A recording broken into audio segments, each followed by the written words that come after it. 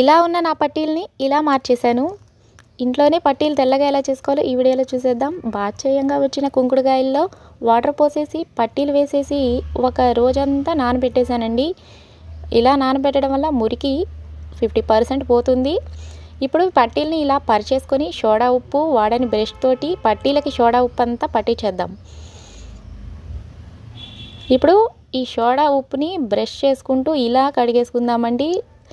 మొత్తం కలిపి రుద్దొద్దు. పట్టీలు ఇలా పరుచుకొని జాగ్రత్తగా చేతిలోకి తీసుకొని రుద్దేసేయండి. ఎందుకంటే పట్టీలకి స్క్రాచెస్ ఏమన్నా ఉంటే పట్టీలు విరిగిపోయే ఛాన్సెస్ ఉన్నాయి.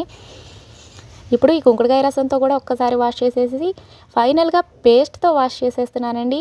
పేస్ట్తో కడగడం వల్ల రిమైనింగ్ మురికి ఏమైనా ఉంటే పోతుంది. పట్టీలని ఇప్పుడు ఫ్రెష్ వాటర్లో 2 టైమ్స్ వాష్ చేసేసుకొని పొడి క్లాత్తో తుడిచేసుకొని ఆరబెట్టేసుకుందాం. చూడండి పట్టీలు ఎలా మెరిసిపోతున్నాయో. Please like, subscribe my channel.